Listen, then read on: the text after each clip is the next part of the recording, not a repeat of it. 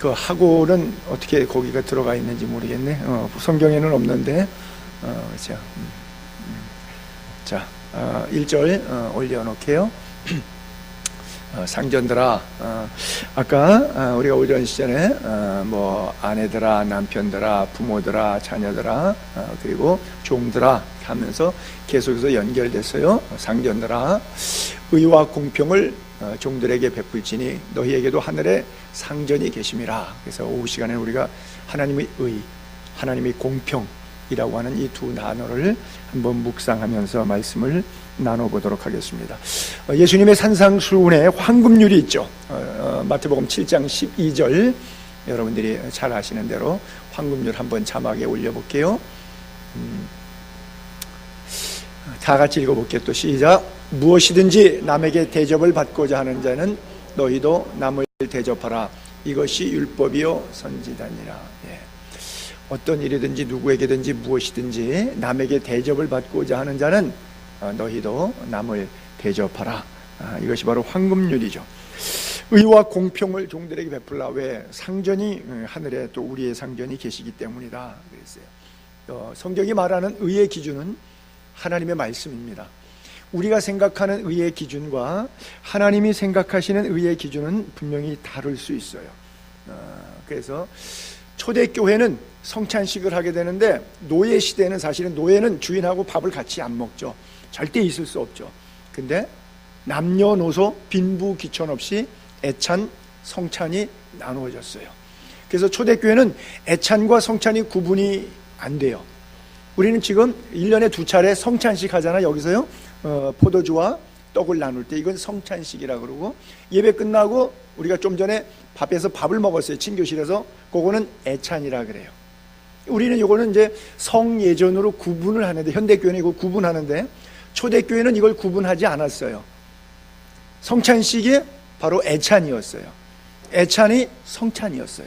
그래서 예배하면서 한 끼 식사하면서 주님의 죽으심을 기억하고 다시 오실 주님을 전하는 것으로 이게 같이 붙어 있어요. 그래서 애찬식이라고 단어를 써도 맞고 성찬식이라고 단어를 써도 맞았는데, 지금 21세기 현대 교인들에게는 단어를 좀 분리할 필요가 있죠.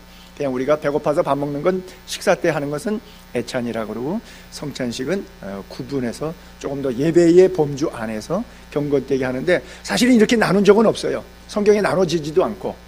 초대교회의 애찬식은 성찬식이었고 성찬식은 애찬식이었는데, 거기에 유대인과 이방인이 같이 밥 먹는 건 있을 수 없어요. 근데 같이 밥 먹었어요. 남녀가 같이 밥 먹었어요.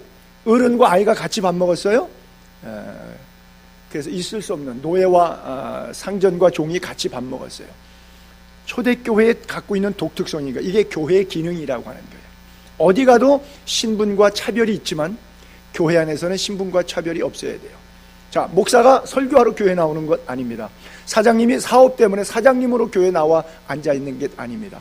그렇죠? 종업원이라고 해서 종업원 일하기 위해서 나와 있는 것 아닙니다. 여기에 모든 직임들이 내려놓고 죄인의 모습으로 우리를 구원하신 예수 그리스도를 예배하기 위해서 이 자리에 나와서 경배하는 겁니다. 영과 진리로 예배하는 겁니다. 그렇죠? 그 누구도 예외가 없어요. 그것이 바로 하나님의 의고 하나님의 공평이라고 하는 거예요. 초대교회 애찬이 성찬이 그렇게 했던 것처럼, 그래서 한 사람 노예를 예를 들어볼게요. 여기 빌레몬의 지금 골로새의 누구네 집에 시작한 빌레몬이라고 하는 부잣집에서 골로새 교회가 생겼어요. 근데 그 부잣집에 노예가 하나 있었어요. 이름이 오네시모예요. 이 사람이 일을 잘못하고 돈을 가지고 도망을 갔어요. 터키 콜로세이라고 하는 지방에서 에게해를 지나서 그리스, 아드리아 바다를 지나서 이태리, 로마, 엄청나게 먼 길이죠. 한 2,000km를 도망갔어요. 옛날에 뭐 배 타고 갔겠죠. 도망갔어요. 근데 거기서도 또 재벌을 개 못 주니까 또 나쁜 짓 해갖고 또 로마의 감옥에 가게 됐어요. 근데 이 오네시모가 그 감옥 안에 같은 방에 누가 있었냐면 사도 바울이 있었어요. 대박이죠. 대박.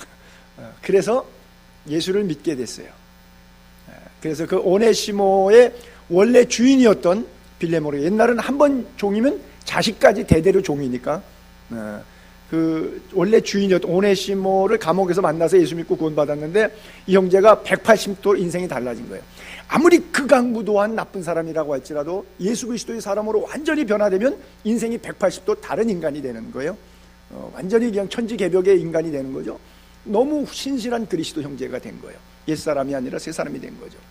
그래서 이 형제가 과거의 종된 자의 모습이 아니기 때문에 원래 주인인 빌레몬에게 편지를 보낸 게 빌레몬서예요. 1장 10절과 16절에 이런 구절이 있거든요. 갇힌 자 중에 저 빌레몬서도 로마의 감옥에 있을 때 쓴 옥중서시입니다. 에페소서, 빌립보, 골로새, 빌레몬 이 네 권은 로마의 각 감옥 중에서 보낸 옥중서신인데 그 빌레몬서에서 오네시모를 위하여 너한테 부탁한다. 너한테 뭘 부탁하느냐? 이후로는 옛날에 왕년에는 이전에는 너희 집에 몸종이었고 너한테 해를 끼치고 손해를 끼치고 경제적인 손실을 끼친 아주 나쁜 악한 종이지만 나쁜 놈이지만 이후로는 종과 같이 대하지 아니하고 이제는 노예처럼 생각하지 말라는 거예요. 종 이상으로 곧 사랑받는 형제로 형제하고 종하고는 완전히 지위격상이죠. 완전히 다른 거죠. 사랑받는 형제로 둘 자라. 내게 특별히 그러하거든. 사도 바울 나 자신에게 오네시모는 사랑받는 형제란 말이죠. 그런데 빌레몬은 사도 바울 때문에 은혜 받고 예수 믿은 사람이니까 다시 말해서 바울 목사님 때문에 예수 믿은 빌레몬 집사님 입장에서 그 집사님이 바울 목사님을 얼마나 존귀하게 생각하겠어요.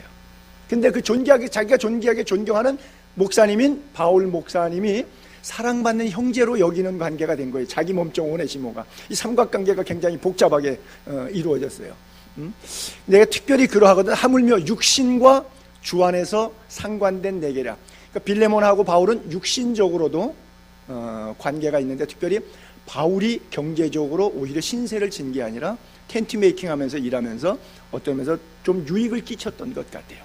그래서 육신적으로도 바울에게 있어서는 특별한 관계이고 주 안에서 예수 믿고 구원받게 된 배경에서 복음을 준 사람이니까 물질적으로 영적으로 바울에게 은혜를 입은 사람이 빌레몬이에요. 근데 빌레몬의 집에 있었던 오네시모가 종이었지만 사도 바울과의 관계는 또 독특한 관계가 되는 하나님의 은혜로 하나님의 예정경리 섭리 가운데 그런 일이 있었어요. 그래서 편지를 보내주는 거예요. 자기가 함부로 하지 않고 당신의 종이었기 때문에 옛날에 노예는 신부니까 그분의 소유권이에요. 인격권이 아니라 그래서 당신의 소유이기 때문에 당신에게 내가 이렇게 편지하겠다. 그러면서 오늘 보면 이제 다음 주에 강해가 또 들어갈 건데 골로새 4장 9절에 보게 되면 여러 사람들이 이름이 나와요. 뭐 두기고라든지 오네시모 여러 사람들이 나오는데 그 중에 한 사람 이름을 얘기하면서 신실하고 사랑을 받는 형제 오네시모를 함께 보내노니 지금 골로새에 편지를 보내는데 로마에서 보낼 때 바로 이 오네시모를 같이 보내는 거예요. 편지글과 함께. 근데 그를 표현할 때 신실하고 사랑을 받는 형제다. 종이 아니라 신실하고 사랑을 받는 형제다. 그 너희에게서 온 사람이 워낙 거기서 도망 나왔던 사람이기 때문에 그런 것이죠.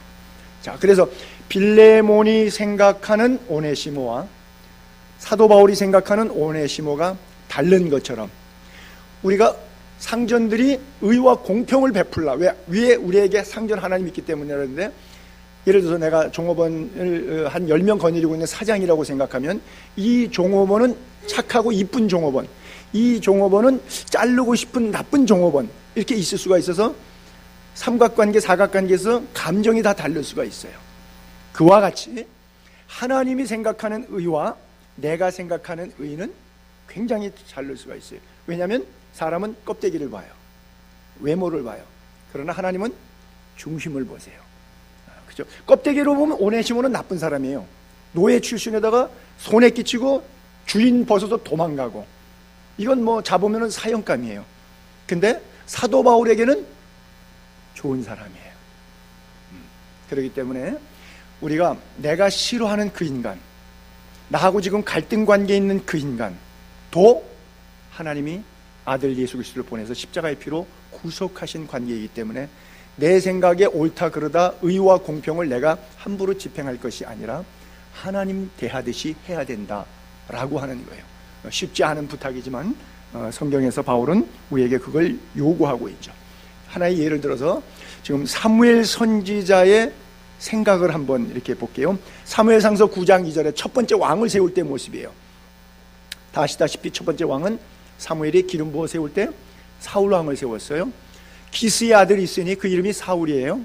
준수한 소년인데 이스라엘 자손 중에 그보다 더 준수한 자가 없고, 키나 아주 키가 기골이 장대하고 생긴 거나 몸무게나 여러 면에 있어서 아주 탁월한 거예요. 아주 준수해요.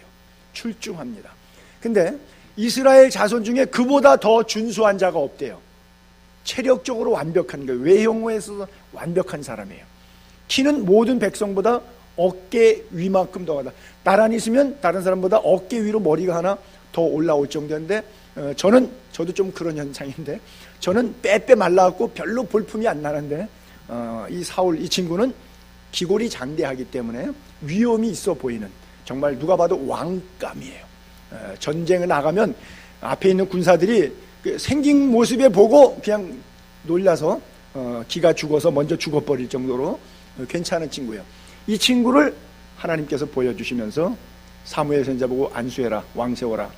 그러니까 딱 세웠단 말이에요. 그러니까 사람 보는 눈이 하나님은 이런 사람만 세우는구나 라고 사무엘 선지자는 생각했어요. 이게 목사의 착각이에요. 늘 목사는 자기가 알고 있는 성경 범주 안에서 하나님은 이럴 것이라고 생각해요. 어떤 때는 이렇게 역사하고 어떤 때는 저렇게 역사하는데, 생각의 고정관념이 한번 베끼면, 여러분 그렇잖아요. 아무개는 그 사람은 이래. 그럼 여러분 생각 바꿔요? 안 바꿀 거예요. 거의 안 바꿔요. 간혹 가다가 제3자에 의해서 그 사람에 대해서 새로운 제3의 평가를 했을 때 생각을 달리 해볼 경우도 있고, 달리 했더니 정말 사람이 그렇지 않더라. 간혹 뭐 이렇게 좀 변경되는 경우가 없지는 않지만 그건 극히 드문 예고요. 한번 딱 선입관으로 찍어버리면 거의 관뚜껑 덮을 때까지 가요. 제 성격의 최대 단점이에요. 저는 한번 찍으면 거의 푸는 경우가 없어요. 무섭죠. 거의 그래요. 제 목회의 최고의 단점이고 제 인격의 최고의 단점이에요. 목사로서는 최악의 성품을 가진 그런 목사예요. 근데 사람들이 이걸 바꾸는 게 현실적으로 불가능해요. 이해는 해요. 맞다고. 저도 맞다, 이해는 해요. 근데 속에서 안 풀려요. 왜 그런 사람들 있죠. A형도 3+ A형. 저는 5성급 A형이에요. 아주 장렬합니다. 뒤끝이. 홀이라도 갖지 않으면 못 나오는 사람이에요. 우리 사람이 늘 자아 비판을 너무 심하게 하지 말라고 그러더라고요. 사실은 그렇지 않은 사람이라고. 근데 알고 있는 것보다 사실은 더한 사람인데. 자, 일단 사무엘 선지자가 그렇게 선입견을 딱 가졌어요. 근데 하나님께서 사울 왕을 폐위시키잖아요. 그리고 두 번째 2대 왕을 다윗을 세우잖아요. 그래서 다윗의 아버지 이새의 집에 갔을 때 왕 세울 자를 잡는데 8형제 가운데 7형제들을 쭉 보지 않습니까? 그 보는 장면에 사무엘상서 16장 6절에 첫 아들 엘리압을 봐요. 엘리압이 딱 사울하고 체격이 같았어요. 그들이 오매 사무엘이 엘리압을 보고 마음에 이르기를 여호와의 기름 부을 받을 자가 과연 주님 앞에 있도다. 벌써 첫눈에 알아봤어. 왜? 사울하고 비슷해. 그게 뭐예요? 선입견이라고 하는 거예요. 그때 하나님께서 이런 말씀하시죠. 선입견 버려. 여호와께서 사무엘에게 이르시되 그의 용모와 키를 보지 말라. 저 단어 속에서 유추 해석할 수 있죠. 엘리압의 용모와 키, 사울처럼 준수하고 키가 머리가 하나 더 했다는 단어를 저기다 그대로 대입해 볼 수 있어요. 용모와 키를 보지 말라. 내가 이미 그를 버렸노라. 상당히 무서운 그런 표현이죠. 하나님의 예정하심 속에 내가 이미 그를 버렸다. 저는 이런 말씀, 성경 구절을 읽다가 이런 말씀에서 소스라치고 경악스럽게 놀랄 때가 있어요. 삼손이 그랬잖아요. 사사기 16장 20절에 세 번째 들릴라에게 머리 깎고 세 번째 나시린의 규례인 머리 삭도를 대었을 때 들릴라가 깨우죠. 야, 블레셋이 쳐들어왔다고. 이전과 같이 나가서 떨치라 하였으나 여호와께서 이미 자기를 떠나신 줄 그가 깨닫지 못하였더라. 이렇게 했어요. 하나님 이미 떠난 거예요. 여러분, 삼손이 계속 힘쓰고 있었어요. 왜냐하면 나실인의 규례 세 가지 가운데 술 먹는 문제 파기했고요, 시체를 가까이 하지 않는 문제 파기했고요, 그 잘난 머리 하나 안 자르고 있었어요. 머리 안 자르고 힘을 계속 썼는데 머리가 잘라서 힘이 빠졌다고 여러분 그렇게 이해하시면 안 돼요. 그 16장, 사사기 16장 20절을요. 이미 언제 떠났냐면 나실인의 규례 세 가지 가운데 하나 어겼을 때 이미 여호와의 신이 그걸 떠난 거예요. 그래서 술 먹는 문제, 시체 문제, 삭도 문제 세 가지 문제 가운데 맨 마지막에 파기된 것이 삭도 문제지만 이미 하나님은 그와 동행하지 않았고요. 이 친구는 삼손은 지 맘대로 기생과 함께 야밤을 즐겼고 기생에 무릎하게 인생을 쪽냈어요. 그리고 마지막에 자살해서 죽었어요. 이미 여호와의 신이 머리카락 없으니까 힘 떠나서 그때 없어진 줄로 자기가 착각하는 거예요. 제가 늘 말씀드리죠. 악한 일의 징벌이 속히 실행되지 않으니까 내가 그 죄를 졌는데 이게 죽을 죄거든요. 근데 하나님이 안 죽여주니까 살아있으니까 괜찮은 줄로 아는 거죠. 괜찮은 게 아니에요. 이미 저주받은 거예요. 하나님의 진노가 제일 무서운 게 뭐죠? 로마서 1장에 동성애를 비판할 때 상실한 마음대로 내어버려 두사 하나님의 진노가 임하게 했다는 거예요. 하나님이 내어버려 뒀다. 하나님이 나를 때리시고 교통사고 나게 하시고 병들게 하시고 사업 망하게 하시고 나를 힘들어서 어렵게 해서 다시 한번 내 문제를 돌아보게 할 수 있는 기회가 있으면 이것은 축복이요 하나님의 사랑입니다. 그러나 잘 먹고 잘 살고 그대로 내버려 두시면 지옥 가는 길이에요. 아주 두려워하셔야 돼요. 내가 죄를 짓는데도 잘 되고 있다, 죄를 짓는데 안 되고 있다, 하나님이 사랑하시는 증거예요. 잘 되고 있다, 저주받은 증거예요. 멀쩡한데도 내가 이미 그를 버렸노라. 마찬가지로 나실인의 규례 속에서도 삼손은 자기가 버림받았는데 버림받은 줄을 알지 못했다고, 성경은 그가 여호와의 버림을 받았는데도 깨닫지 못하였다고 써 있어요. 하나님 말씀하십니다. 내가 보는 것은 사람과 같지 아니하니 사람은 외모를 보거니와 현재만 본다는 거예요. 깝대기만 본다는 거예요. 나 여호와는 중심을 보느니라. 과거와 현재와 미래를 동시에 꿰뚫어 보신다고 하는 거예요. 나 여호와는 중심을 보시느니라. 중심을 보시는 하나님. 그렇죠. 자, 그래서 사무엘상서 17장 28절 한 번 더 볼게요. 왜 엘리압을 내가 이미 그를 버렸노라라고 하는 것이 이 16장 다음에 17장인데 17장에 버린 이유가 거기에 찾아볼 수 있는 성경 구절이 있어요. 골리앗이 와가지고 항우를 벌여서 이스라엘 사람들은 아무도 못 나가고 있어요. 심지어 왕, 기골이 장됐던 사울 왕까지도 갑옷 벗고 왕궁에서 어떡하지? 그러고 근심만 하고 앉아 있었어요. 근데 형 벤또, 도시락 가지러 왔던 다윗이 항우 속에서 양쪽에 대열이 벌어졌는데 그 속에서 골리앗이 소리치는 걸 들었어요.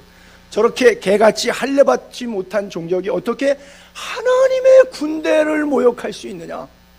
막 분노가 일어났어요.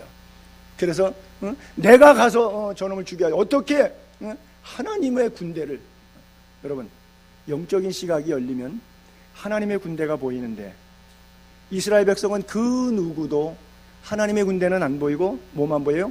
블레셋 군대만 보이고 골리앗만 크게 보이는 거예요. 여러분들이 살면서 인생의 환경적으로 어떤 문제 속에 빠질 때에 문제가 유달리 크게 보이게 되어 있어요. 왜냐하면 하나님이 안 보이기 때문에. 하나님이 보이기 시작하면 그 문제는 밥이에요. 아무것도 아니에요.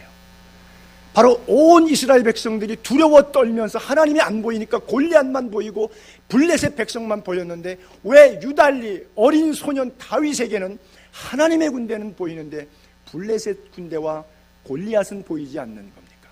그를 내가 죽이리라 그러는 거예요. 그때 믿음의 눈을 가졌던 다윗을 조소하고 비난하고 야단쳤던 사람의 눈만 가졌던 그의 큰형 첫 번째 장남 엘리압의 이야기가 이렇게 써있죠. 큰형 엘리압이 다윗이 사람들에게 하는 말을 들은지라 이 내용의 말을 들었어요. 그리고 그가 다윗에게 노합니다. 이놈! 버르장머리 없는 놈, 한참 막내 주세요. 8형제 가운데 첫째와 막내니까 나이 차이가 꽤 나죠. 저희가 6남매인데 형은 43년생이고 저는 61년생이에요. 큰형과 저 차이가 6남매 사이인데 18년 차이가 나요. 잘하면 부자지간 한 세대 20년의 세월 차이가 나거든요. 근데 저 고대 사회에서는 인터벌이 클 텐데 어쨌든 8형제 가운데 첫째 형과 막내 엘리압과 다윗의 관계예요. 그러면 정말 부모님 세대죠. 그러니 야단칠만도 하죠. 관계가 나이가. 그가 다윗에게 노를 바라여 이르되 내가 어찌하여 이리로 왔느냐? 들에 있는 양들은 누구에게 맡겼느냐? 나는 내 교만과 내 마음의 완악함을 아노니 내가 전쟁을 구경하러 왔도다. 너 지금 우리가 장난하는 줄 알아? 너만 못해갖고 여기 다 바보들이 지금 이스라엘 군인들은 다 바보들인 줄 알아? 너만 훌륭하고 너만 똑똑해? 너만 잘난 건 줄 알아? 응? 양이나 치지 양은 어디다 두고 여기 와갖고 앉아있는 거야? 그리고 아주 막 노발대발했어요. 다윗이 본 것은 하나님의 군대인데 엘리압이 본 것은 이미 하나님을 떠났기 때문에 하나님께서 아까 말씀하신 건 이미 하나님께서 내가 너 그를 버렸다 그랬잖아요. 하나님 앞에 버림받은 인생은 보는 것은 현실만 봐요. 보는 것은 물질만 봐요. 보는 것은 환경만 봐요. 보는 것은 사람만 봅니다. 그러나 하나님의 신의 감동을 입은 사람은 보이는 것을 통하여 판단하고 결정하지 않습니다. 나타난 결과에 집착하지 않습니다. 하나님이 이루실 일과 하나님의 약속과 하나님의 신실하심과 하나님의 선하심 맛보아 알고 그 뜻대로 살아갑니다. 나그네 인생길에 있어서 우리에게 험난한 험산줄령 같은 골리앗과 같은 문제들이 많이 있을 수 있습니다. 그때 다윗의 눈으로 볼 수 있게 되기를 바랍니다. 절대 하시라도 엘리압의 시선으로 문제를 보지 않게 되기를 바랍니다. 여러분, 하나님의 시각과 인간의 시각은 그렇게 차이가 있는 거예요. 목회하면서도 종종 그런 느끼죠. 장로회, 또 재직회, 당회, 교회 안에는 이런 여러 종류들의 각종 회의들이 있죠. 교역자들 만나면 또 교역자들 회의가 있고요. 그래요. 그 모든 회의들 속에서 의견이 나누다 보면 사람의 의견도 있고 하나님의 지시하심에 대한 의견도 있었을 거예요. 이때 심한 충돌과 부딪힘이 있죠. 골리앗을 바라볼 것이냐, 블레셋 사람들의 군대를 바라볼 것이냐, 하나님의 군대를 바라볼 것이냐, 사람의 일을 생각할 것이냐, 하나님의 일을 생각할 것이냐, 우리는 곰곰이 생각해 봐야 되는데 내 영안이 열려 있는지, 내 영안이 닫혀 있는지, 눈에 비늘이 끼어 있는지, 눈에 비늘이 벗어졌는지를 먼저 말씀과 기도 속에 점검해야 됩니다. 이것이 점검이 안 되면 도울 힘이 없는 방백을 의지하느라고 정신이 없습니다. 그러나 영안이 열린 사람들은 눈을 들어 하늘을 보라. 도움이 어디서 올고 천지를 지으신 여호와 하나님에게서로다 그래요. 도울 힘이 없는 방백과 천지를 지으신 하나님, 엄청난 차이가 있죠. 다윗은 그 고난 속에서, 역경 속에서 여호와는 나의 피난처요, 나의 요새요, 나의 산성이시요, 나의 부를 노래라고 찬양하며 송축하며 나아갑니다. 그 인생의 질곡의 세월을 살았습니다. 따인 만큼 고난이 많았던 삶이 없었을 거예요. 젊어서부터 그가 시편에서 고백했던 건 나의 부모도 나를 인정하지 않는다고. 사무엘 선지자가 기름 부어 왕 세울 때 자기는 양치고 있었잖아요. 칠형개들은 전부 다 목욕 제기하고 일렬로 줄 서 있을 때, 그때부터 다윗의 그때 17살 18살 나이에 어려서부터 가슴속에 부모로부터 버림받은 상처를 안고 사울 왕으로부터 시기 질투 속에 버림받은 피난의 세월을 12년 동안 쫓겨다니면서, 또 왕되었을 때 압살롬 아들로부터 배반을 당하고 암논이 다말을 강간함으로 인해서 압살롬이 암논을 죽이고 형제의 난이 일어나고 왕자의 난이 일어나고 별난이 일어나고 얼마나 힘든 질곡의 세월을 보냅니까? 그러나 그때마다 무릎 꿇고 침상을 적시면서 주의 영을 내게서 거두지 마시고 내 안에 정직한 영으로 새롭게 해달라고, 주님이 원하시는 예배는 상한 심령이라고 주 앞에 나아갔습니다. 열려진 가슴 그리고 열려진 영안을 가지고 이 땅을 살아가는 은혜가 있게 되기를 바랍니다. 도단성에서 아람 군대가 쳐들어왔을 때 엘리사와 사환이 어찌할 바 모를 때 하나님은 엘리사의 눈을 열어서 도단성의 아람 군대보다 더 많은 불병거와 불말들이 여호와의 천군 천사가 하나님의 군대가 지키는 것을 보았지만 그의 종 사환은 보지 못했습니다. 하나님, 청년의 눈을 열어 주옵소서. 사환의 눈이 열릴 때 놀라운 은혜를 경험하게 됩니다. 여러분들의 삶 가운데서도 사방으로 우겨쌈을 당하여도 쌓이지 않는 하나님의 영적인 시각을 경험케 되는 은혜가 있게 되기를 바랍니다. 고난의 참된 의미 속에서 하나님의 참된 의가 어떻게 드러나는지 분명히 이해할 수 있게 되기를 바랍니다. 누가 진정 의로운 자인가? 천주교에서 싫어하는 성경 구절 가운데 한 두 구절을 제가 올려볼게요. 누가복음 11장 27절에 보게 되면 예수님의 명설교를 듣고 그 설교의 은혜와 감동을 받은 여자 집사님이 예수님에게 이렇게 말했어요. 무리 중에서 한 여자가 음성을 높여 이르되 야 은혜 받고 할렐루야 그러면서 당신을 벤태와 당신을 먹인 젖이 복이 있나이다. 야 예수님 엄마는 누구야? 도대체 어떻게 훌륭한 엄마길래 이런 애를 낳았어? 그렇게 말했어요. 그랬더니 예수님께서 오히려 하나님의 말씀을 듣고 지키는 자가 복이 있느니라. 마리아에다가 비유하겠느냐 이렇게 말씀하고 있는 거예요. 말씀을 듣고 지키는 자가 복이 있다. 한 구절 더 보면 마태복음 12장입니다. 한 사람이 예수께 여짜오되 보소서 당신의 어머니와 동생들이 당신께 말하려고 밖에 서 있나이다. 예수님이 한 집에서 설교하고 있는데 밖에서 미팅 만나려고 면담하려고 와서 기다리고 있으니까 예수님에게 전갈한 거죠. 밖에서 지금 어머님하고 당신들 가족 식구들이 와 있다고. 그랬더니 예수님이 누구든지 하늘에 계신 내 아버지의 뜻대로 하는 자가 내 형제요 자매요 어머니니라 그래요. 저 당사자들 형제 자매 어머니는 이 얘기를 들을 때 기분이 좋을까요 불쾌할까요? 상당히 불쾌했겠죠. 그러나 예수님은 영적인 차원을 말씀하고 계셨던 거예요. 여러분들은 예수님을 어떻게 생각하고 계십니까? 의도, 공평도 하나님의 기준과 우리의 기준이 너무나 달라요. 그래서 때때로 하나님의 말씀에 항복이 안 되는 부분들이 너무나 많아요.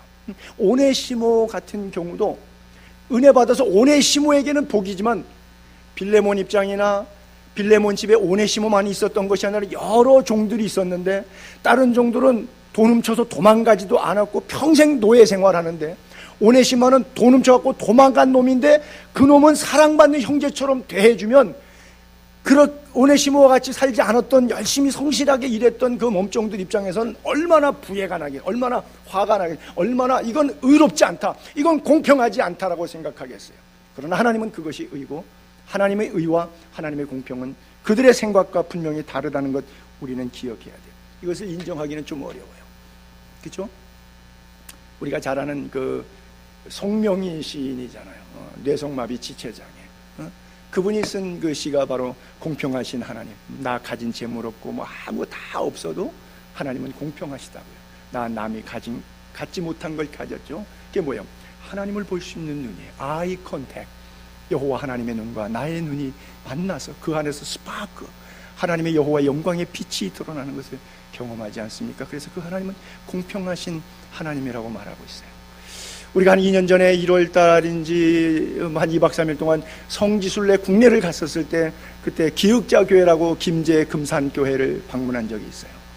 그때 제가 사갖고 왔던 책 가운데 하나가 바로 이자의 이야기예요. 이분은 그 김제 지역에서 마부였던 사람입니다. 진짜 머슴이었댔죠. 이 사람 집에서 이 사람이 마부로 머슴으로 있었을 때 그때 당시에 여기 책에 일어나는 주인이 조덕삼이라고 하는 분이에요. 근데 둘 다 마부가 먼저 예수 믿고 그 다음에 조덕삼이라고 하는 주인장도 예수 믿고 개화기가 되면서 이제 그 시골 기흑자 교회에도 재래교회에도 예수의 복음이 들어갔어요. 그래서 둘 다 집사가 되고 장로가 됐는데 장로 투표하게 되는데 이 이자익이라고 하는 머슴이 그 투표에서 이깁니다. 조덕삼 장로님이 얼마나 화가 나겠어요. 나는 주인인데 그 당시 양반 쌍놈하는 이런 시절에 자기 집에 마부 머슴이 교회에서, 교회가 아무리 공평하고 뭐 의와 공평이 있는 뭐 집단이라고 하지만 표결에 붙였더니 하나님의 뜻이 드러난 거예요. 그래서 이자익 이분이 머슴이 먼저 장로님이 되고 조덕상 장로님이 이제 나중에 장로님이 됐어요. 근데 장로님이 됐는데 기도와 말씀 인도를 얼마나 잘, 옛날에 목사님이 흔하지 않은 시절이니까 정말 영수와 같고 장로님 같고 이런 분들이 예배를 다 인도하던 시절이니까 열심히 말씀 사역하니까 주변에서 다 신학교 가라고 해서 평양 신학교 가서 공부하고 목사 안수가 돼가지고 목사 안수를 받았는데 그분을 자기 교회 담임 목사로, 금산교회 담임 목사로 이 조덕상 장로님, 자기 머슴을 담임 목사님으로 불러왔어요. 이 조덕상 장로님도 굉장히 훌륭하신 분이죠. 정말 멋있는 분. 교회가 바로 그런 거예요. 양보할 줄 알고. 여러분, 머슴이 먼저 장로가 됐다, 내가 떨어졌다, 여러분 같으면 그 교회 나가요? 안 나가죠. 거기 뭐 미쳤어요? 거기를 왜 나가요? 자존심도 없어요? 아니 뭐 교회가 뭐 다른 데 가면 되죠. 아니 세상에 내 모습을 갖다 뭐 이런 쌍것들이 있나? 이런 뭐 머리 없는 것들이 있나? 아이고 사람들 웃기지도 않네. 난 돈 많은데, 내가 이 마을의 유지구 부자인데. 응? 저 같아도 아마 그 교회 안 나갔을 거예요. 시험 들어가지고. 근데 그분을 모시죠. 그리고 그분 신학 공부하게 등록금 전액 다 됐어요. 조덕산 장로님이. 그리고 목사 안수 받으니까 우리 교회 와서 담임하라고. 그래서 예배당 짓고 거기서 우리가 가봐서 봤던 그 기획자 교회, 거기서 이분이 목회를 했어요. 여러분, 교회라고 하는 것은, 하나님의 의와 공평이라고 하는 것은 바로 그런 거예요. 이분이 나중에는 교단의 장로교단의 총회장까지 지내셨어요. 그리고 이 조덕삼 장로님이 자식들까지 다 했는데, 이분 손자가 여기 이제 추천사를 썼는데 보니까 이분이 손자가 썼더라고요. 보니까 조세형 장로인데 금산교회 3대째 장로 이렇게 써 있더라고요. 금산교회 3대 장로 전 주일대사 조세형 장로. 그래서 2005년 2월에 여기다가 추천서를 써놨더라고요. 여러분, 조세형이 누군지 아세요? 대도 조세형 말고 국회의원 5선까지 했던 사람, 국회의원 5번 했던 사람, 주일본 대사까지 지냈던 아주 정치 인물입니다. 그 사람 할아버지가 바로 이 조덕삼이고, 이 교회에서 그 할아버지 때에 머슴하고 지주하고 있었던 스토리예요, 이 책의 내용이. 여러분, 그 교회, 그 영광스러운 교회 가서 사진 찍고 오셨잖아요. 갔어도 어디를 간 줄 알 수가 있어야지. 예. 성주순례를 가도 뭐 이삿짐에 개 따라다니듯이 졸졸 따라다녀서 주는 거 먹고 재우는 데서 자고. 할렐루야. 뭘 또 아멘이에요.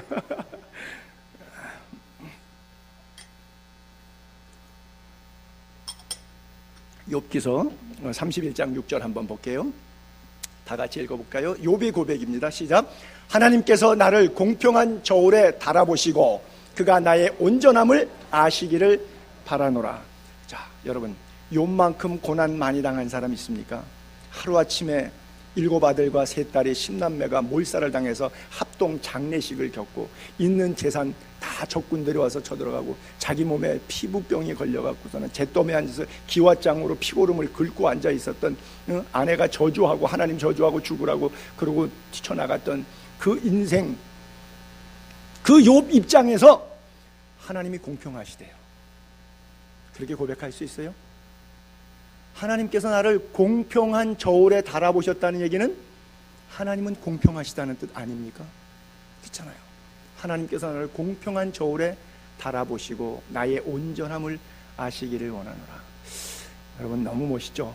적어도 우리가 신앙생활하면서 욥의 이 고백을 우리도 할 수 있어야 돼요. 내 주어지는 상황과 환경과 관계없이 하나님은 공평하시다는 것이고, 그 공평한 저울에 올려놨을 때 내가 지금 예수 믿는 모양새, 꼴, 내 예수 믿고 있는 스타일, 예수 믿는 삶의 무게, 신앙 중심 딱 재보니까 온전해. 내가 거룩하니 너희도 거룩하라, 내가 온전하니 너희도 온전하라. 하나님의 말씀 그대로 살고 있어. 욥을 처음에 표현할 때 정직하고 온전하고 하나님을 여호와를 경외하고 악에서 떠난 자라고 하는 4대 칭찬이 욥에 대한 기록 아닙니까? 근데 저울을 딱 달아보니까 온전하라. 그것을 알아주시기를 원한다. 참 대단한 거죠. 그래서 의와 공평이 현실적으로는 못할 것 같은데 이 믿음을 가지면 할 수 있는 거예요. 왜냐? 하늘에 상전이 계시기 때문을 믿기 때문이에요. 우리가 어떻게 상전들아 의와 공평을 종들에게 베풀라, 어떻게 그렇게 할 수 있느냐? 내 상전이 하나님 앞에 하늘에 계시다는 것을 믿으면, 영안으로 나의 하나님을 바라보면 가능한 거예요. 우리 주기도문 기도할 때마다 외우듯이 뜻이 하늘에서 이루어진 것처럼 나를 통해서 이 땅에서도 그대로 성취되기를 원합니다. 굉장히 중요한 기도 아니겠습니까? 그래서 우리 기독교인들은 직장 생활하는 거, 사업하는 거, 의식 구조 속에서 내가 목구멍에 폴치를 하려고 돈 좀 벌어서 생활 좀 안전하게, 뭐 차 좀 더 좋은 거, 아파트 평수 좀 더 늘리고, 우리 애들 국립에서 사립으로 보내고, 내가 좀 오락하고 뭐 즐겁게 좀 더 재밌게 살고 나의 삶의 행복을 위해서, 그래서 돈 버는 게 아니에요. 여러분이 왜 돈을 벌어야 되는지 분명히 알아야 되고, 왜 사업하고, 왜 직장 가고, 왜 일하고, 왜 열심히 공부해야 되는지 그 이유를 분명히 알아야 돼요. 삶의 가치를 알아야 돼요. 하나님의 나라와 하나님의 의가 이 땅에 나를 통해서 드러나게 하는데 청지기로 쓰임 받으려고 우리의 삶의 모든 영역의 일들이 진행되는 거예요. 그 믿음으로 살지 않으면 안 돼요. 하늘에 계시는 하나님을 섬기고 있다는 사실을 한시도 잊지 않게 되기를 바랍니다. 똑같은 물질이지만 선인의 손에 악인의 손에 달라지는 거예요. 똑같은 칼이지만 의사의 손에 들어간 칼은 생명을 살리는 수술집도로 쓸 수가 있고, 강도의 손에 쥐어지면 사람을 죽이는 칼로 쓸 수도 있듯이, 똑같은 물질, 똑같은 직장, 똑같은 학교, 똑같은 생활, 똑같은 가정 이루고 사는데 왜 사는지 이유를 모르면 그것이 흉기가 되고 죄악이 되고 하나님이 기뻐하지 않는 재료거리가 될 수 있지만, 삶의 가치와 이유가 분명하다면 그것을 통해서 받으실 하나님의 영광의 목 때문에 내 인생은 행복해지고, 그 하는 일들을 무엇을 하도 누구에게 어떤 상황 속에서 주님께 하듯 하고 의와 공평을 위해서 살아계신 하나님 앞에 살아갈 수 있는 거예요. 거룩한 삶이 되는 거예요.